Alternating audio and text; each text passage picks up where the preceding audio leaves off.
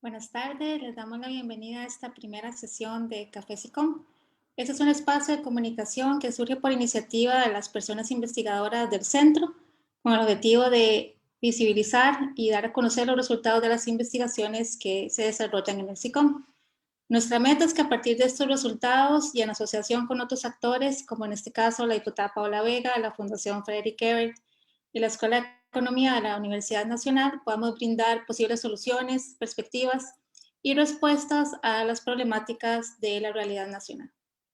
En ese sentido, les agradecemos muchísimo su compañía y les invitamos a seguir las redes del centro para que puedan participar en las futuras sesiones.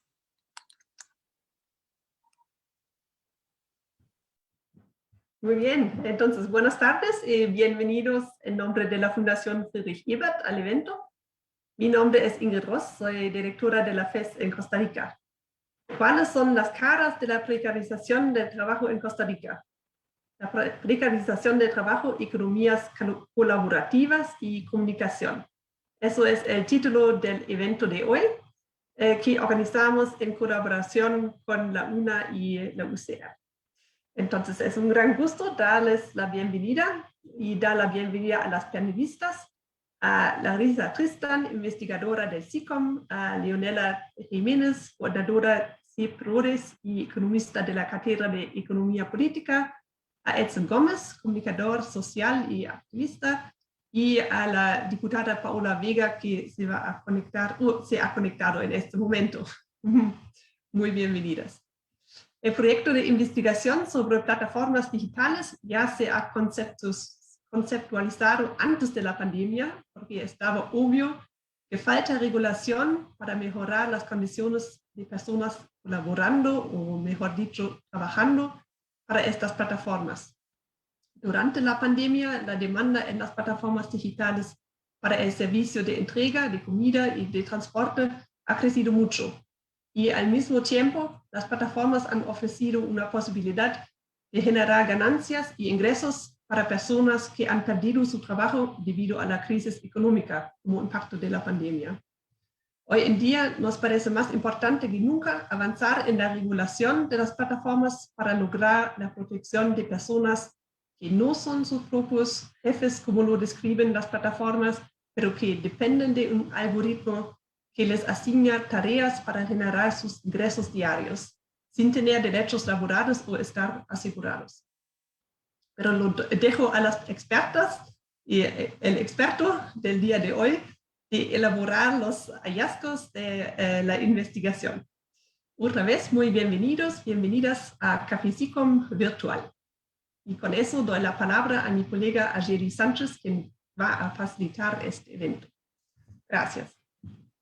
Gracias, Ingrid, muchas gracias, y también me sumo a la bienvenida a todas las personas que se están conectando y a las personas panelistas.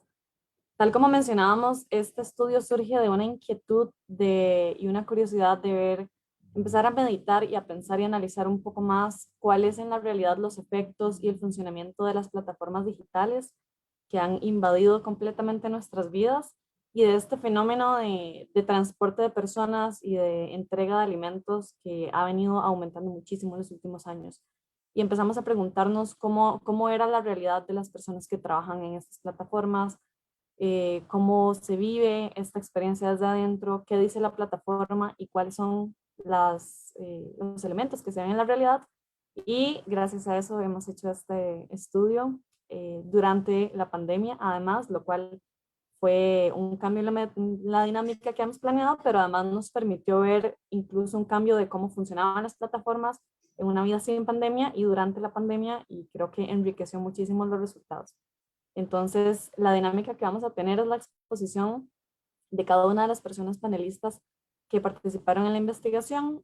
Vamos a empezar repasando un poco qué es lo que dice la plataforma, cuál es el discurso, cuáles son las narrativas, cuáles son esas ideas. Vamos a contrastarlo con los datos que conseguimos sobre la experiencia de esas personas y a profundizar en cómo es la experiencia desde la gente, desde sus palabras, cómo las personas que trabajan lo viven. Y además nos gustaría traerlo al campo político y pensar un poco qué podemos hacer frente a esto, cuáles son los retos y cuáles son las opciones. Entonces, la primera panelista que tenemos es Larissa Tristán. Ella es investigadora del Centro de Investigación en Comunicación y estaba encargada de la sección del análisis del discurso de la plataforma. Entonces vamos a tener una exposición por un espacio de 8 minutos y posteriormente pasamos a la siguiente panelista.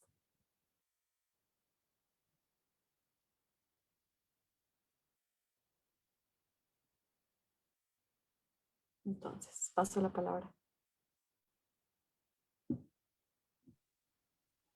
Gracias, Argeri. Bueno, como les comentaba Argeri, la sección que nosotros investigamos desde el SICOM tiene la parte discursiva y también una parte de entrevistas a profundidad. Yo voy a presentar esa sección, pero mi colega Edson Gómez también trabajó arduamente en la recolección y en el análisis, así que lo invito a participar en cualquier momento de la presentación. Nosotros lo que queríamos identificar era cuáles eran las narrativas de Uber en Costa Rica, y para eso utilizamos el método del análisis del discurso. El análisis del discurso permite el estudio de un fenómeno social a través del lenguaje. En este caso utilizamos 3 categorías, no nos vamos a poner muy teóricos, pero básicamente fue identificar los temas, identificar las acciones que se le atribuyen a las personas que aparecen en el discurso y las estrategias discursivas que utiliza Uber. Por estrategia vamos a entender cualquier dispositivo lingüístico que utiliza el emisor, en este caso Uber, para lograr un objetivo. La pregunta que encierra este análisis en realidad es cuáles narrativas emplea Uber para construir su modelo de negocio y a su vez con el objetivo de atraer colaboradores y clientes. Para la metodología, aquí Edson, si quiere colaborar, bienvenido. Se aplicó un análisis de contenido, es decir, qué es lo que dice el discurso, y un análisis multimodal, es decir, cómo es que se dice ese discurso a partir del análisis del texto y de la imagen, a un corpus integrado por 105 unidades de análisis que fueron recolectadas en el periodo comprendido entre el 2018 y el 2020.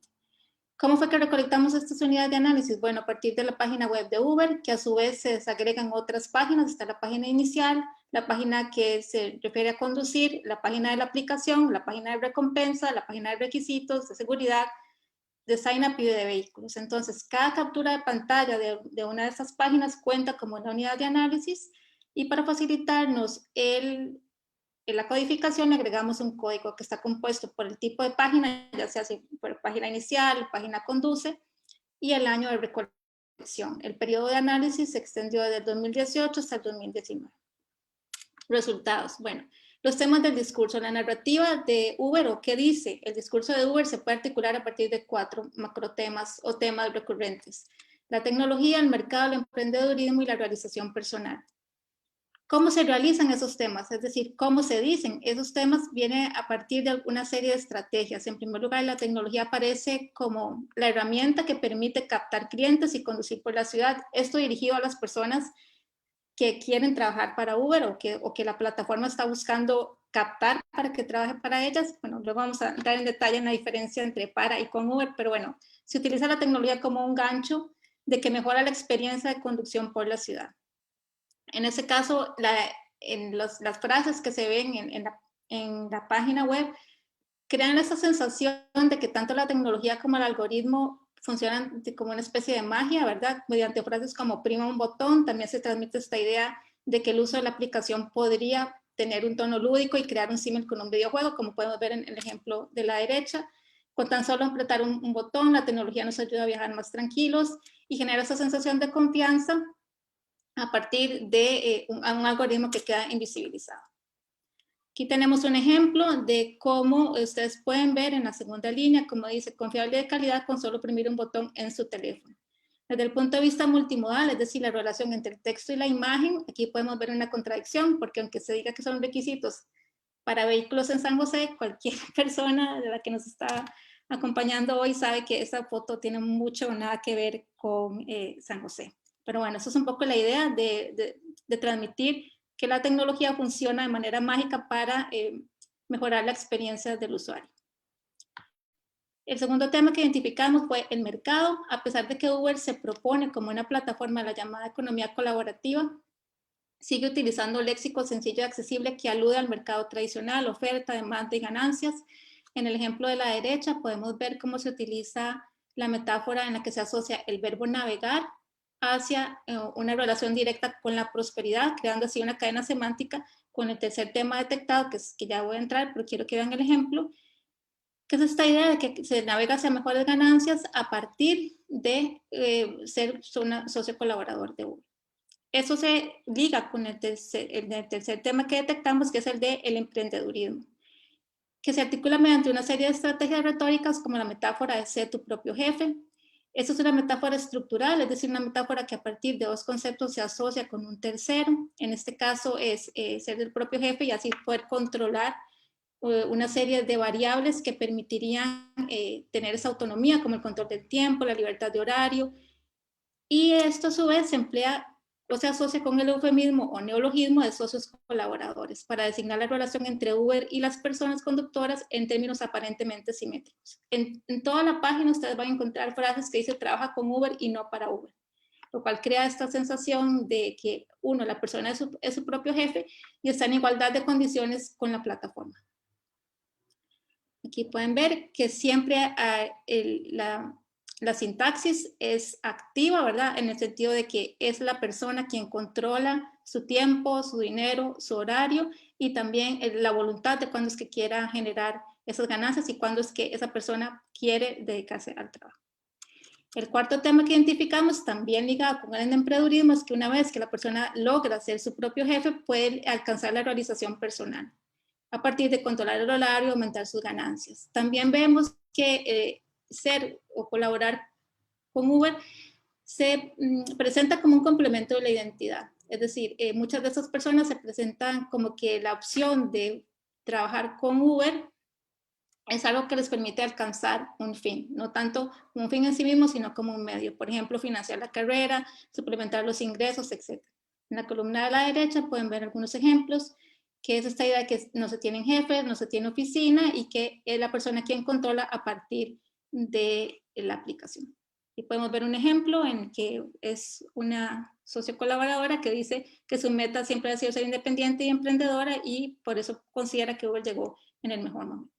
En cuanto a la transitividad, es decir, los roles que se le atribuyen a las personas que aparecen en el discurso, podemos ver una clara diferencia por género. Los hombres son quienes conducen, mientras que las mujeres son las que se realizan personalmente a partir de la aplicación.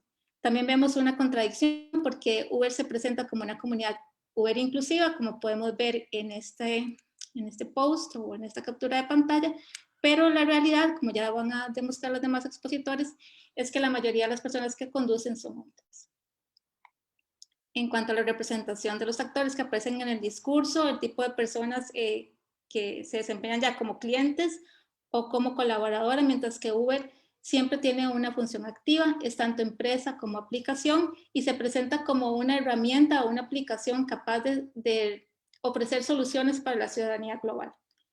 Las personas a las que va dirigido este discurso siempre son presentadas como socioconductoras, personas sociorepartidoras o personas socias de flota, incentivando esta idea de que existe una relación horizontal y simétrica entre la plataforma y las personas.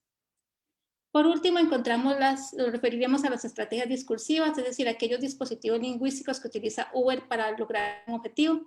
En este caso tenemos estrategias de intensificación. Como pueden ver aquí en el subrayado, se ofrece a partir de esta exaltación de la tecnología, se ofrece la posibilidad de que a partir de la aplicación se conduzca de una manera más inteligente, lo cual implícitamente establece una comparación no dicha con otras formas de transporte, entiéndase bus, taxi, etc.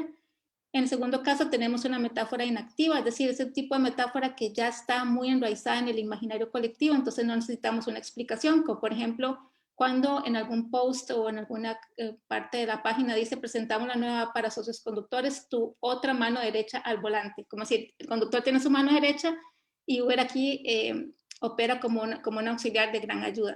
Y la condicional, que para mí me parece súper interesante porque es precisamente como en estas grietas del discurso donde uno realmente ve el tipo de relación que hay entre la plataforma y las personas, es Uber se compromete a mantenerte seguro mientras conduzcas, o sea, mientras tenga la aplicación encendida y esté conduciendo. Luego de eso, bueno, no sabemos. Aquí, como pueden ver, es un ejemplo de esta metáfora inactiva de la mano derecha. Y a partir como de este breve repaso por lo que identificamos a nivel de discursivo, nos hacemos una serie de preguntas. En primer lugar, el discurso Uber se presenta como parte de la llamada economía colaborativa. bajo la promesa del intercambio de bienes, de servicios y la realización personal mediante el emprendedurismo, pero una lectura crítica de los datos sugiere que al emplear una serie de estrategias, la plataforma luego va a invisibilizar la precarización laboral y la realidad del tipo de relación que se establece entre la plataforma y las personas. ¿Cómo opera en la práctica este discurso? Las personas que ofrecen servicios mediante esta plataforma son realmente sus propios jefes o jefas, y ese es el tipo de preguntas a que darán respuesta con las otras partes de la investigación. Muchísimas gracias. Justamente con esas últimas dos preguntas pasamos la palabra a Leonela Artavia. ¿Cómo opera ese discurso en la práctica y si de verdad las personas son sus propios jefes y sus propias jefas? Entonces, te paso la palabra a vos para que nos contes los resultados de la realidad que hemos encontrado. Muchísimas gracias, Argeri. Bueno, primero, buenas tardes. Es un gusto para mí compartir este espacio con ustedes. ¿Me avisan solo si se está viendo mi presentación, por favor? Sí, se ve perfecto. Muchas gracias. Bueno, me corresponde a mí conversarles sobre cuáles son las condiciones de trabajo asociadas a los choferes conductores de Uber. Y primeramente quisiera situarles en cuál es ese contexto en que se insertan estas plataformas. Primero hay que recordar, y como todos lo sabemos y todas, que hemos estado enfrentando grandes problemas de desempleo en el país, que ha habido una dificultad para los sectores productivos para generar empleo, y esto se ha transferido a mayores niveles de desempleo y de informalidad. En ese contexto llegan las plataformas que se presentan como una alternativa para la población con todos estos detalles que ha explicado Larisa, y se presentan como una fuente de empleo, ¿verdad? Con pocas barreras de entrada que facilitan el acceso de las personas a un trabajo, ¿verdad? Pero ¿cuáles son las condiciones de ese trabajo? Junto con este contexto se cruza otro tema que justo salió en el momento en que empezamos la investigación, y es el de la pandemia, ¿verdad? En ese sentido, las plataformas han tenido un rol, ¿verdad?, bastante importante, que les han permitido a las personas quedarse en casa, o bien, en el caso de Uber, transportarse con seguridad, de cierta manera, por lo menos esa percepción de sentirse más seguros ante un contagio en un vehículo que en un transporte público, ¿verdad? Entonces, ante estas condiciones, las plataformas han venido a tener un rol bastante importante. Pero entonces, ¿cuáles son las condiciones de quienes en medio de esa pandemia, de esta situación, están satisfaciendo esas necesidades de la población? Y no solo en Costa Rica, sino también en América Latina. Bueno, nosotros y nosotras nos dimos a la tarea de levantar algunos análisis sobre el tema de precariedad. ¿Y por qué precariedad? Bueno, porque cabe recordar que estamos apenas ingresando en la revolución tecnológica digital, ¿verdad? Que esto se habla de que va a transformar y está transformando ya el mundo del trabajo. Y entonces, si viene algo nuevo, como lo que traen las revoluciones tecnológicas, ¿cuáles son esas nuevas formas de empleo y cuál está siendo la calidad de esas nuevas formas de empleo, que son las que al fin y al cabo van a repercutir en un mayor bienestar, en un mejor vivir de la población o no, ¿verdad?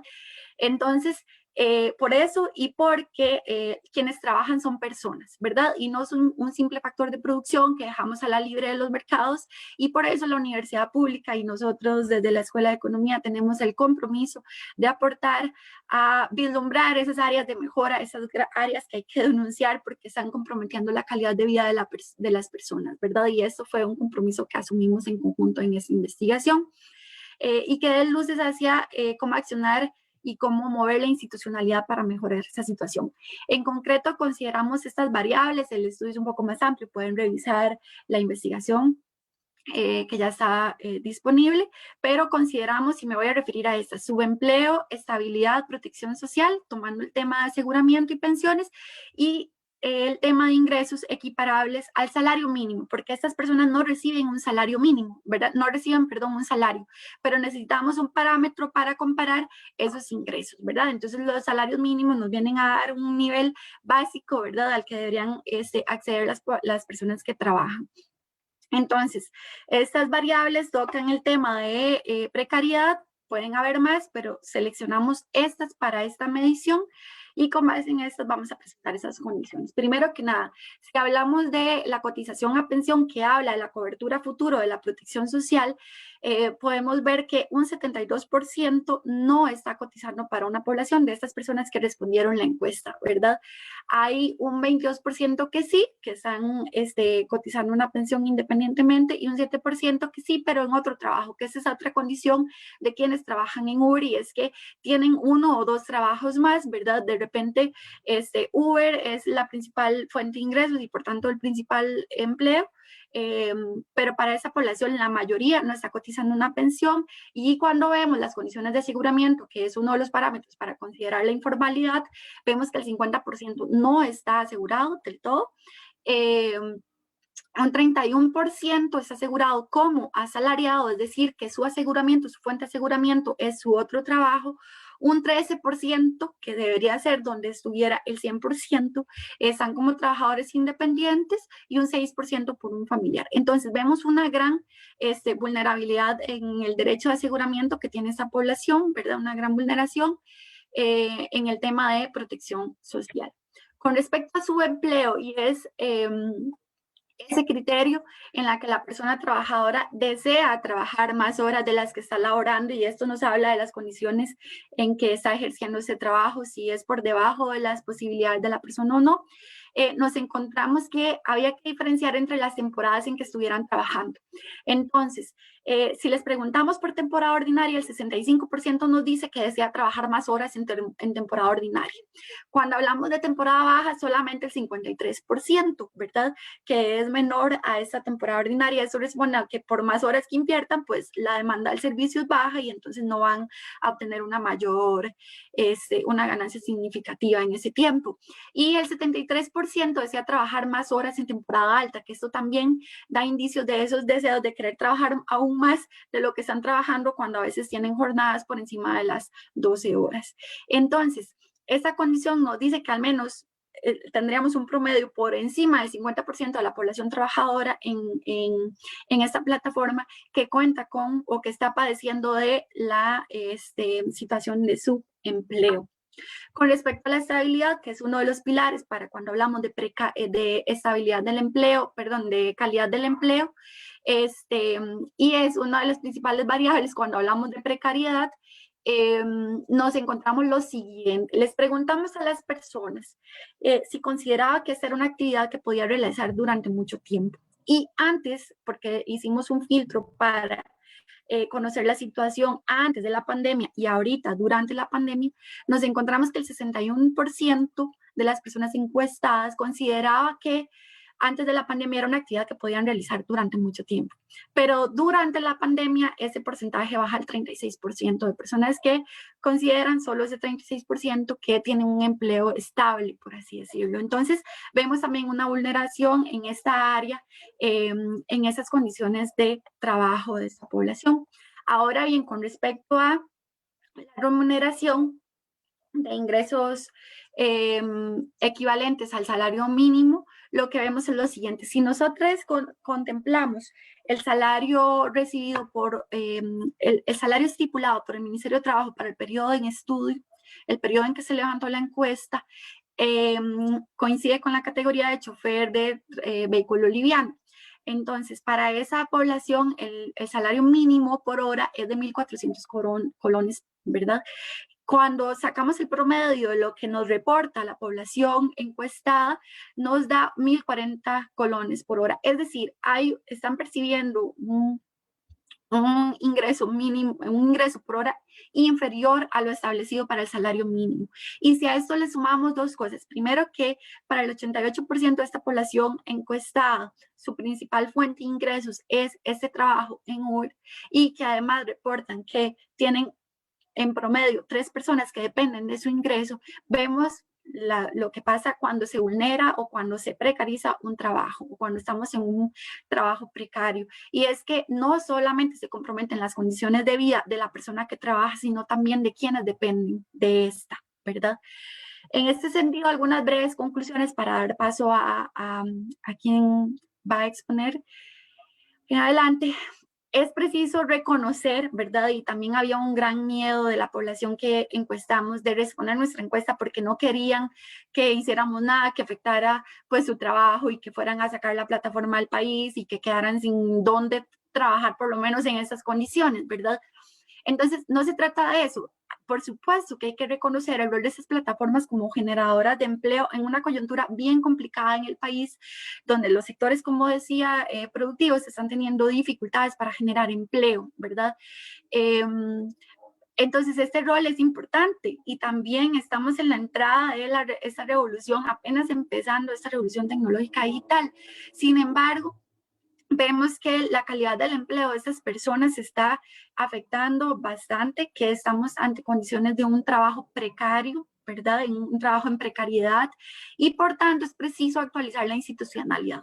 Cuando hablamos de revoluciones tecnológicas que vienen y trazan nuevas rutas para el mercado de trabajo, para el mundo del trabajo, se habla también de que es preciso la actualización de las reglas de juego, ¿verdad? Es precisa la actualización de esa institucionalidad para impulsar el mejoramiento de esas condiciones de trabajo y que no caigamos, ¿verdad?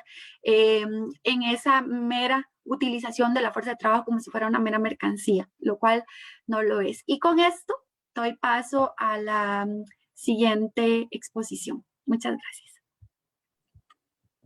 Muchas gracias, Leonela. Nada más quisiera puntualizar entonces, si hiciéramos un check de condiciones laborales, no tendríamos el check en seguro médico, en pensiones, en incapacidades o en seguro ante robos o accidentes, lo cual es bastante preocupante. Y justamente la siguiente exposición se trata de eso. Edson nos va a contar un poco, Edson condujo entrevistas con las personas, entonces puede profundizar en no solamente en los datos y en los números que encontramos, sino en la vivencia de la gente y en cómo es vivir en la práctica. Entonces, Edson, te doy la palabra, puedes activar tu micrófono y te des 8 minutos. Excelente, muchísimas gracias. Voy a compartir aquí la pantalla. Presentación.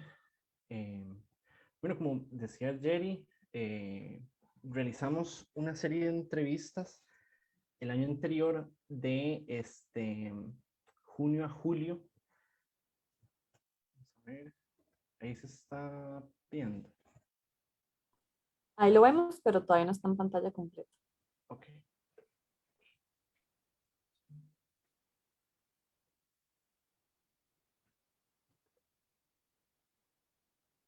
Qué raro.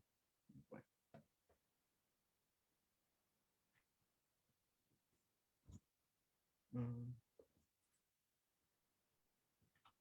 Voy que el internet ahí se puso como un toque raro.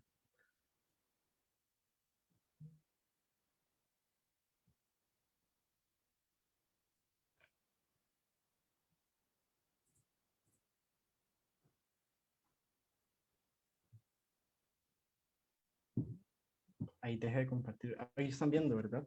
No. No, no se ve la pantalla compartida. Ok, ahora. Ahora sí, y en pantalla Okay, completa, genial, perfecto. sí. Excelente, muchas gracias. Bueno, como les decía, nosotros realizamos una serie de entrevistas. Vamos a ver, nosotros hemos pensado hacer muchas entrevistas, pero se vino la pandemia y esto limitó muchísimo, ¿verdad? Porque teníamos dos chances para hacer entrevistas. Cuando uno saliera ahí como una vez al mes a hacer las compras, ¿verdad? Porque era el momento donde todo el mundo estaba encerrado. O, que esa fue la otra que nos trajo muchas personas conductoras, fue hacer una convocatoria en grupos de Facebook y etcétera. Tenemos a 15 personas, 15 hombres. Esto no significa que no haya mujeres conductoras de Uber, ¿verdad? Sin embargo, a la hora de la convocatoria, al parecer los hombres tienen como más confianza, ¿verdad? No es extraño. De hecho, una mujer se contactó con nosotros y cuando la llamamos para la entrevista, nos contestó un hombre diciendo que era su pareja, diciendo que ella no quería participar en ninguna entrevista. Entonces, a pesar de que Uber, digamos, habla de esta liberación, ¿verdad?, de las personas por conducir y etcétera, como hablaba la profesora Larisa, pues en la práctica es muy diferente, ¿verdad? Entonces, nada, primero agradecer también a estas personas conductoras por sus relatos, fue muy importante.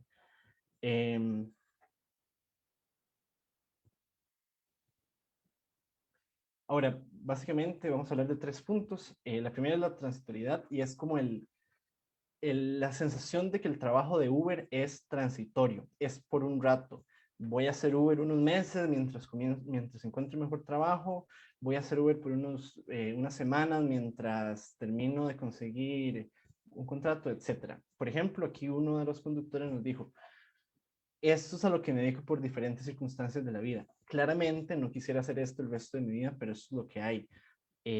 Entonces hay como una cierta sensación dentro de la gente que conduce Uber de no necesariamente, digamos, querer conducir para Uber, pero le toca en algún momento, ¿verdad? Y la gente se la juega y sabe que, o tiene la sensación de que eso va a ser por un corto tiempo, no va a durar demasiado, va a ser mientras tanto.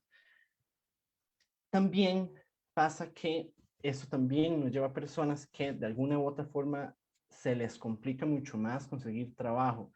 Y estas son, por ejemplo, las personas pensionadas, porque además ya tenemos serios problemas con las pensiones, sabemos que a futuro van a venir peor, mucho más si estas personas no están cotizando y no están participando dentro del sistema de pensiones. Y nos damos cuenta de que eso es algo a lo que llegan también porque no hay otras opciones, ¿verdad? Sobre aquí, por ejemplo, Manuel de 68 años decía que esta es casi que de las únicas posibilidades que tienen para trabajar, pero aún así, cuando yo conversaba con él, me decía que él esperaba igual encontrar otra cosa. Entonces, eso es muy interesante porque el tiempo que dura la gente ahí, que se hace años a veces, hablamos con personas que nos decían esto, que era por un ratito, pero ya llevaban 3 años, por ejemplo, en Uber. Justificaban, o sea, utilizaban este argumento de la transitoriedad de estos por un momento para justificar su permanencia, ¿verdad? Que igual no es casualidad que la gente no encuentre trabajo, ¿verdad? Estamos hablando de un problema estructural de empleo.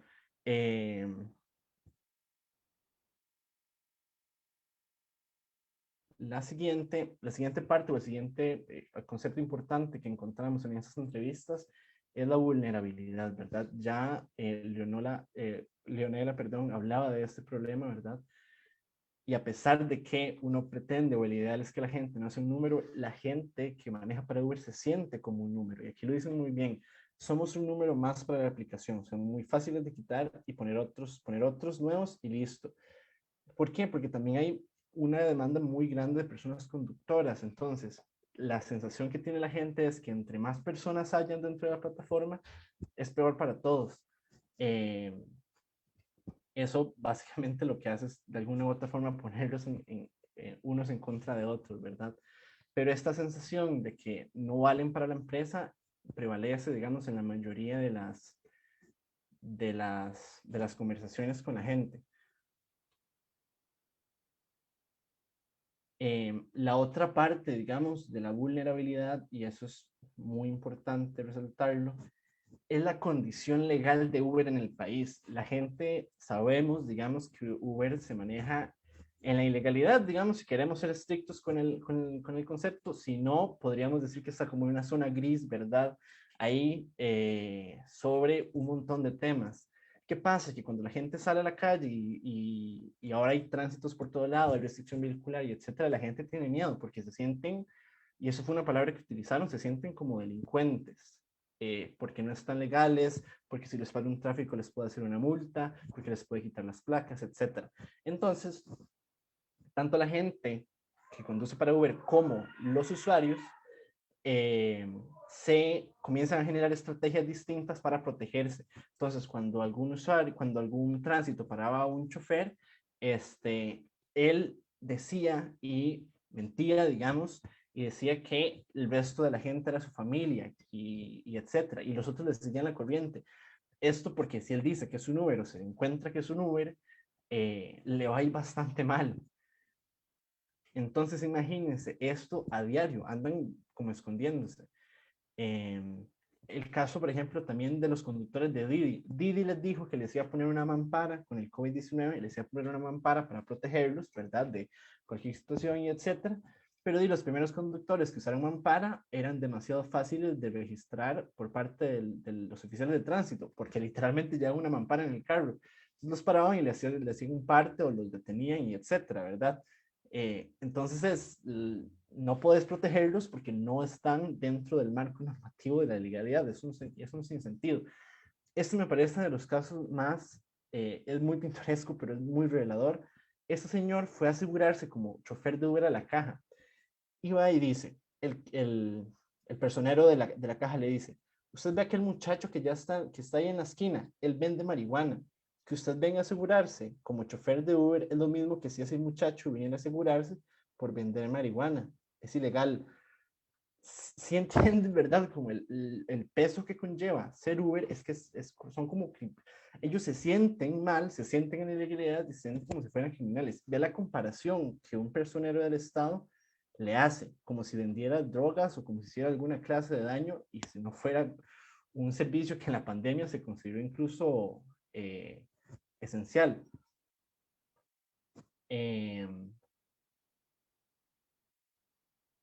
Y, por ejemplo, tienen dietas muy desequilibradas, se compran lo que sea a cualquier hora del día, ya lo dijo Leonela, tienen muchísimas horas de trabajo. Ya me dijeron que ya 7 minutos, voy a ir cerrando, y para tal vez solo mencionar un par de cositas con el COVID-19. El COVID-19 vino a ampliar básicamente todas las condiciones que se tenían. Según números de la empresa, los porcentajes de viajes a nivel mundial bajaron hasta un 80%. Si eso fue para la empresa, ¿cómo fue para las personas conductoras que en realidad asumieron todos los riesgos? Y tras de eso, Uber utiliza estas prácticas como clientelistas extrañas, donde les dice, sí, les vamos a dar ayuda, pero cuando vos tenés que llenar el formulario para pedir ayuda, te piden cuánto bajaron tus ingresos. Y un conductor me decía, pero es que ellos saben cuánto bajó mis ingresos, ellos tienen las estadísticas de todo y ellos saben cuánto exactamente me bajaron. Esto lo hacen para que yo no responda. Y efectivamente el señor no respondió, y quién sabe qué pasó con esos diarios. Hasta aquí llegaría mi participación.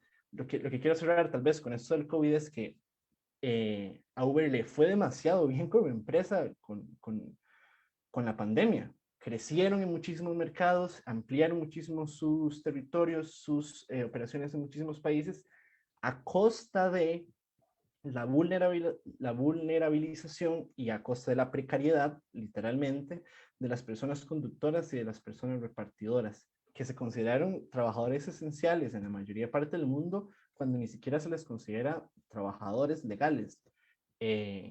Obviamente fue un evento muy perjudicial para la mayoría de personas conductoras.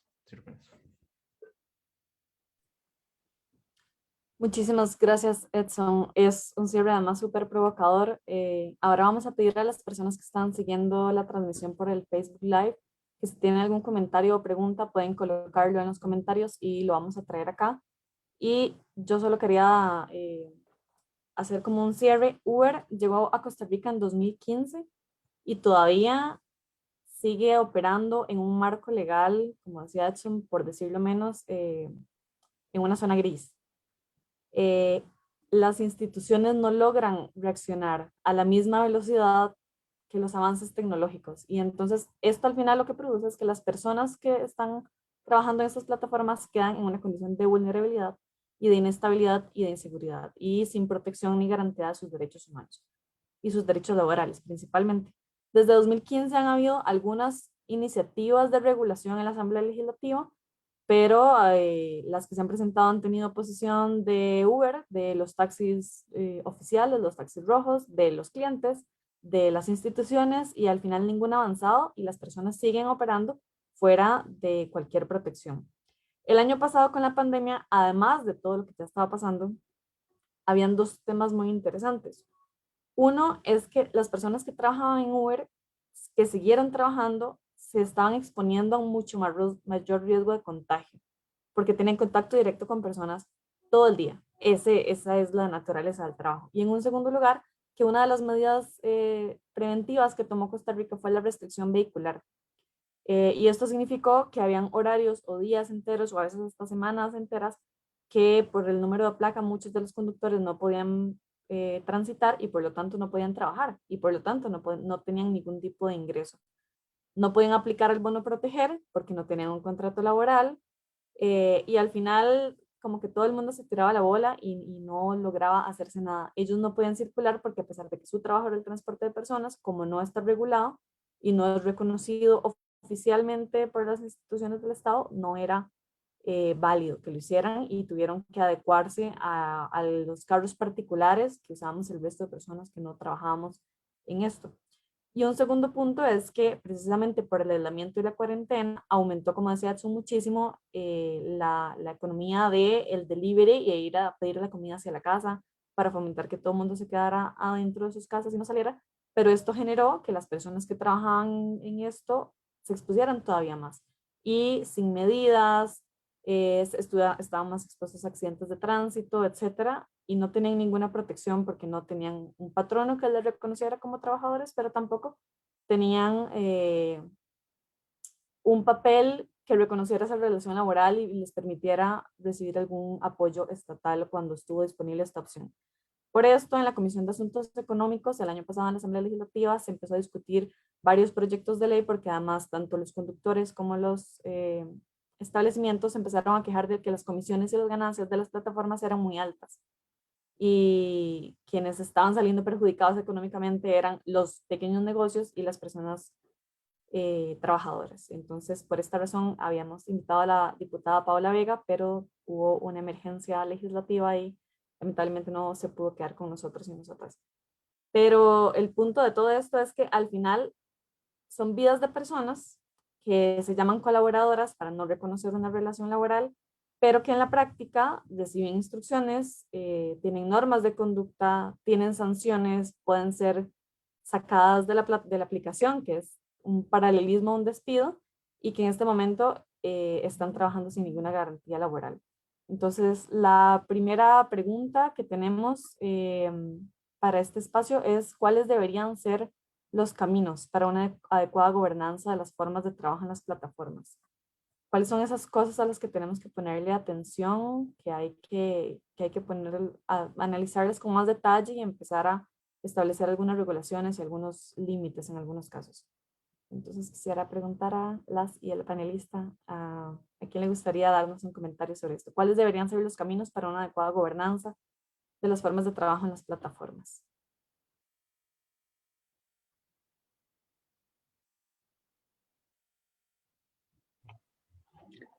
Bueno, puedo Adelante. empezar yo y si alguien más quiere agregar algo, pues ahí lo hacemos.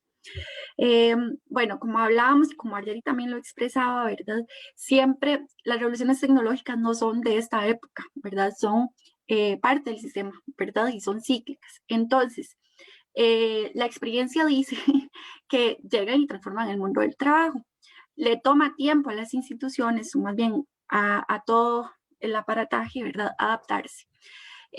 Estamos en ese momento. 2015 ya se van a cumplir 6 años y todavía no ha reaccionado la institucionalidad por un conjunto de intereses. Sin embargo, la puesta en escena debe estar en el bien común, como es la acción, ¿verdad? Que debe hacerse desde los diferentes poderes del Estado. Eso es lo primero. Ante esto, la negociación. En segundo lugar, es preciso contemplar cuál es el espectro de lo que aquí está sucediendo, ¿verdad? ¿Por qué es que no se ha regulado esta plataforma? Si es un conflicto de intereses, debe ser resuelto, ¿verdad? De manera que se mejoren las condiciones de trabajo de estas personas. Es preciso contemplar el acceso al aseguramiento de esa población. Y en un contexto de pandemia, imagínense lo que eso significa, ¿verdad? Y con todas esas privaciones que está teniendo esa población, en este momento, porque no es de aquí ni es de allá, ¿verdad? No puede hacer, no puede ejercer su derecho al trabajo.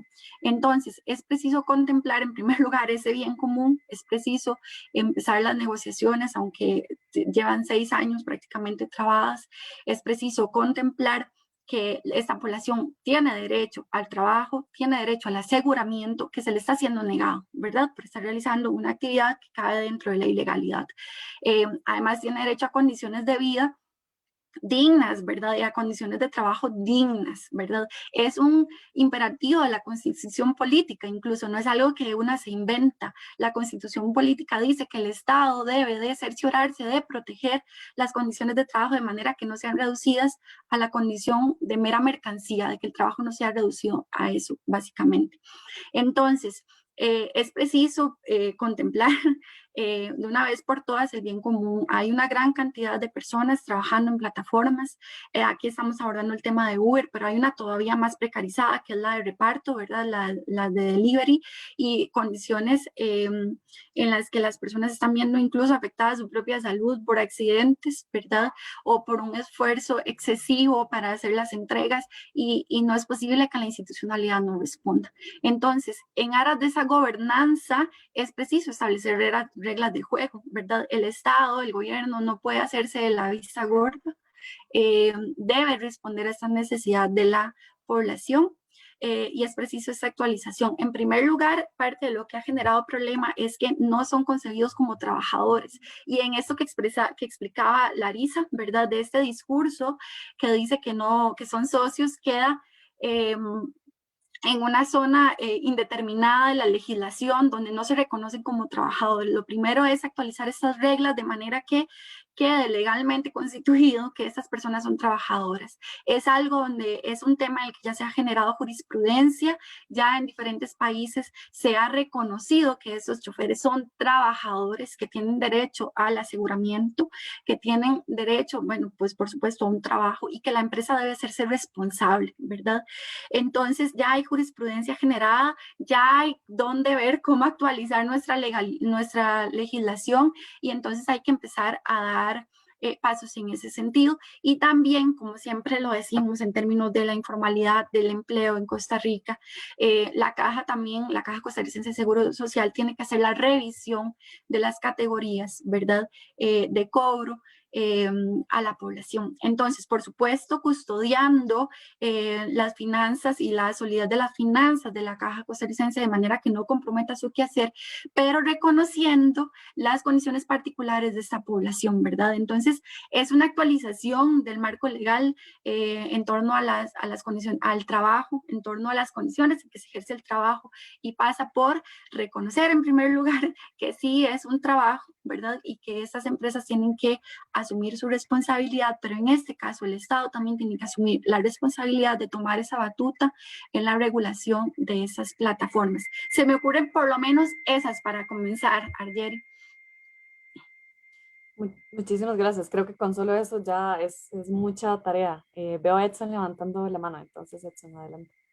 Sí, a mí también me gustaría agregar un punto sobre esos que decía Leonela, que me parecen vitales, porque hacia allá deberíamos ir, ¿verdad? Y más bien estamos 6 años tarde. Esto, además, es una cuestión de voluntad política, y hubiera sido muy interesante poder conversar con la diputada Paola Vega, pero es algo que no se ha querido hacer. Yo creo que también el otro punto que va más allá del reconocimiento, digamos, de que esto es una labor, es también escuchar a las mismas personas socias, conductoras y repartidoras, que ya se están haciendo escuchar en muchísimos espacios. Acaban de crear un sindicato que se llama la Unión Nacional de Trabajadores de Repartidores.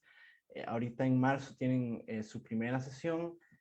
Creo que si la institucionalidad no está respondiendo, porque hay una serie de intereses en donde evidentemente las compañías transnacionales tecnológicas tienen una influencia que yo consideraría éticamente cuestionable, digamos, que así además ha sido la forma en la que Uber ha manejado sus negocios a través de todo el mundo, pagando sumas grandísimas de miles de dólares, millones de dólares en lobby, porque lo que hacen es tener influencia en los centros de toma de decisiones y no permiten avanzar hacia alguna u otra forma. Entonces yo creo que si la institucionalidad no está moviéndose, porque no lo está haciendo y lleva 6 años sin moverse, deberíamos recurrir a organizar el trabajo de las personas conductoras que ya lo están haciendo, sino más bien es canalizarlo hacia las personas que toman las decisiones, porque son ellos los que nos van a decir, los que nos van a, sí, yo me quiero asegurar la caja, pero bueno, ¿cuánto va a ser el porcentaje? ¿Cuánto va a ser el costo por viaje que me va a costar a mí asegurarme la caja?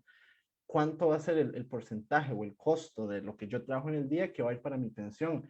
Tienen que ser tarifas diferenciadas, pero ya estas personas podrían estar aportando al fisco, si es que la crisis fiscal es tan relevante para los políticos, podrían estar aportando a la caja de seguro social y a sus propias pensiones.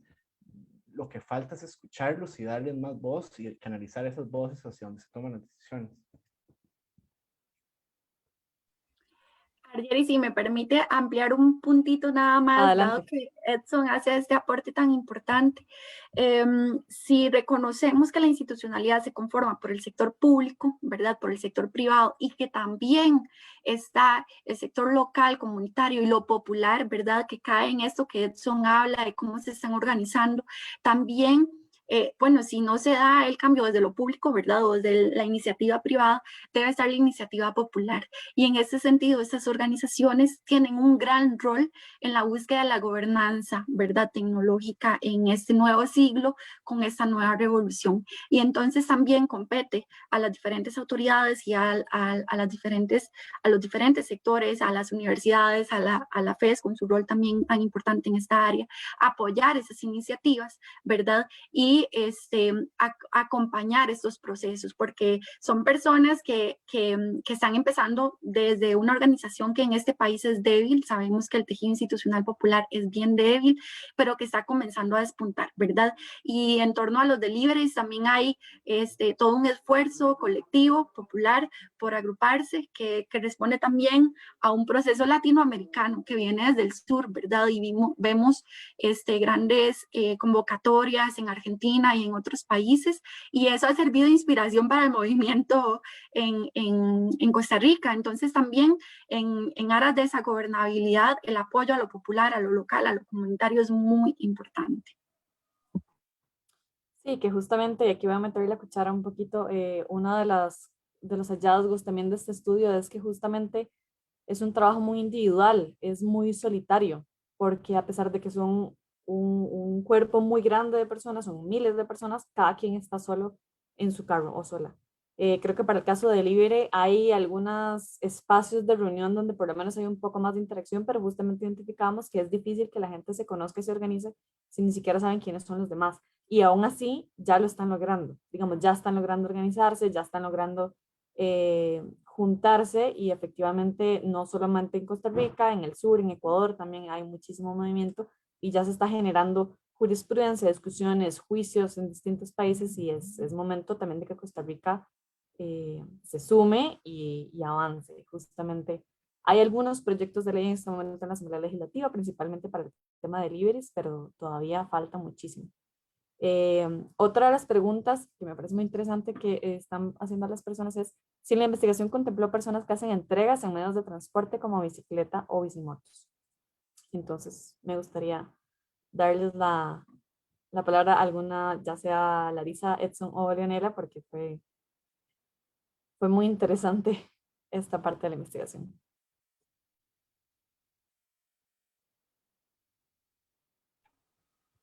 Bueno, voy a comenzar por el área de la medición de las condiciones de trabajo. Y ya que tenemos como ese tiempo para explicar, como decía Edson, teníamos unos planes maravillosos de una investigación, ¿verdad? En la que íbamos a realizar encuestas significativas para tanto para Uber como para deliveries, ¿verdad? Sin embargo, llegó la pandemia y esto fue muy difícil de realizar. Nos mudamos porque la idea era realizar encuestas presenciales donde íbamos a tener personas encuestadoras que levantaran información. Con la pandemia no fue posible, y incluso nos preguntamos qué hacer. Bueno, decidimos seguir y levantar la información a través de una encuesta virtual, que fue bastante complicado. Había mucho miedo de responder, de las personas, de responder a esta encuesta, ¿verdad?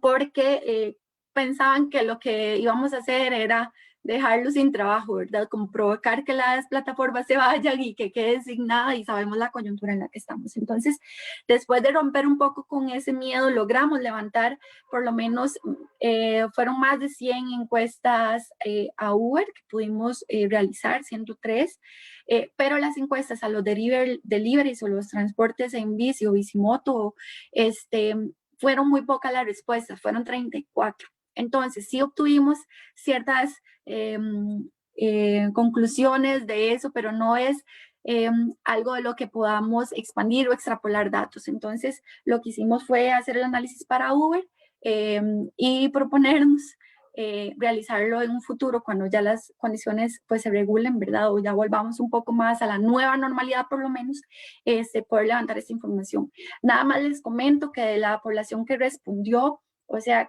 tenemos condiciones aún peores que las que les mostrábamos para Uber, ¿verdad? En todos los niveles de aseguramiento, de estabilidad de empleo, de la pensión, de modo que aseguramiento y pensión es algo que el 100% no tienen, ¿verdad? No está cotizando y no está asegurado.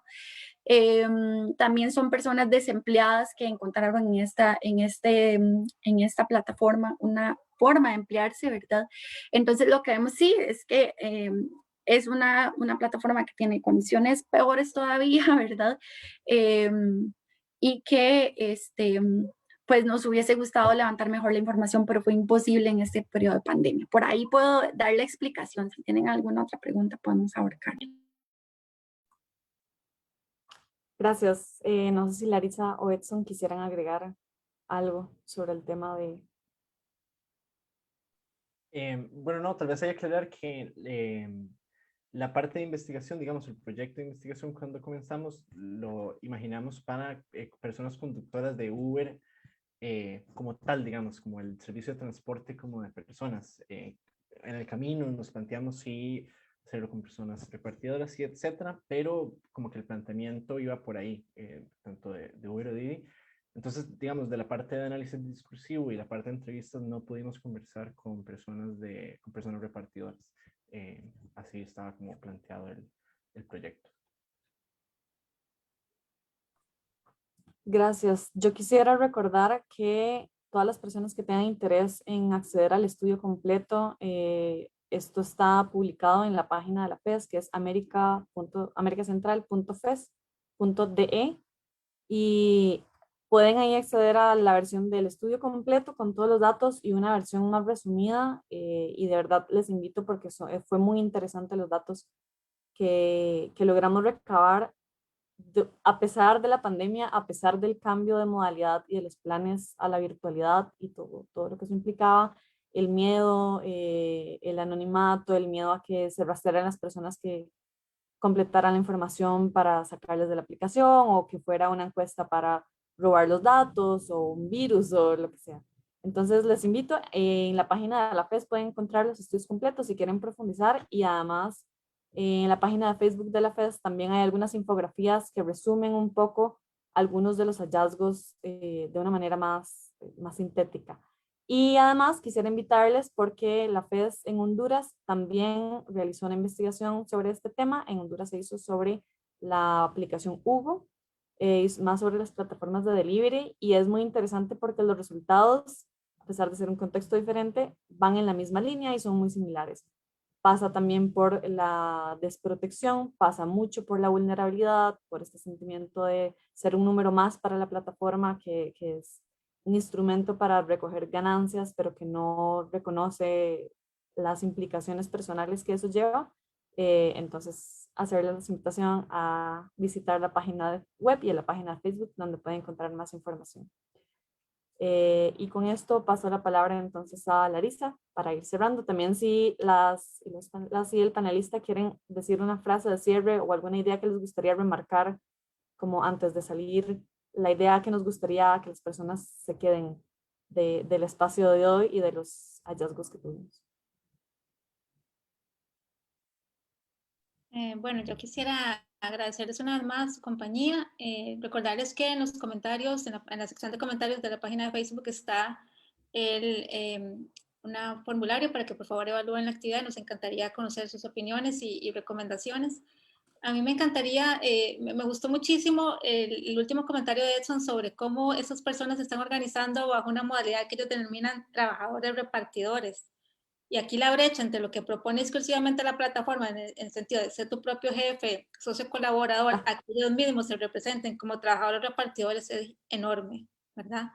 Una de las preguntas que nos hacían es, bueno, ¿cómo podemos mejorar o disminuir la precariedad laboral? Yo creo que también como academia, cómo podemos investigar mejor este tema, y creo que es, como lo dice Edson, yendo directamente a las personas, ¿verdad? Viendo cómo se están organizando, qué herramientas están utilizando, cuál ha sido el papel del Estado nulo, ¿verdad? ¿A quién favorece que no se regularicen esas plataformas? Y creo que aquí el discurso nos demuestra la brecha entre lo que se propone exclusivamente y lo que al final la gente termina haciendo con ese discurso.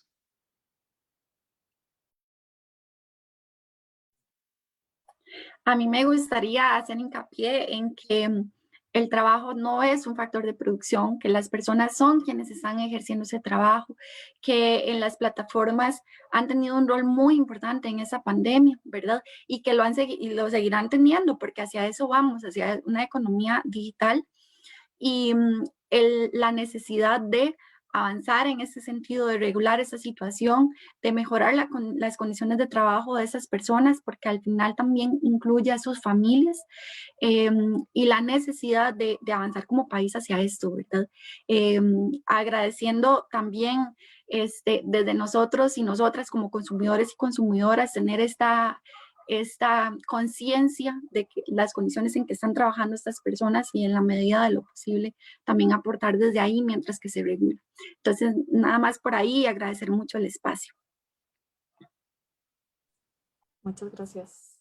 Edson, ¿con Me qué gustaría quieres tal hablar? vez apuntar a lo último que decía Leonela, porque cada vez, aunque no queramos, nos vemos envueltos en estas dinámicas económicas y etcétera, ya sea pedir un Uber o un Didi o pedir algo de comida, o etcétera. Yo creo que lo que debería primar es la empatía, digamos, el reconocimiento de que es una labor como tal, digamos, con dificultades, con muchísimos problemas, digamos. Nada cuesta poner una calificación, digamos, en la aplicación, porque de eso incluso depende que lo saquen o no de la app. Nada cuesta escucharles, nada cuesta esa empatía, digamos, básica, que yo creo que de ahí se comienza a partir para un reconocimiento de estas personas y de las dinámicas en las que están, ¿verdad? Como personas trabajadoras. Yo lo dejaría por ahí. Muchas gracias. Muchas gracias. ¿Alguna palabra de cierre que alguien necesite decir ahorita? Ok, muchísimas gracias entonces por acompañarnos. Desde la FES vamos a seguir trabajando este tema muchísimo y esperamos prontamente ver algún resultado y avance hacia la protección de derechos laborales de las personas que están en estas plataformas. Entonces, si tienen ideas, ganas, pueden acercarse a nosotros y trabajar en conjunto. Y recordarles que en los comentarios del Facebook está el link de la evaluación y nos gustaría mucho saber sus comentarios y sus aportes. Muchas gracias por acompañarnos. Buenas noches.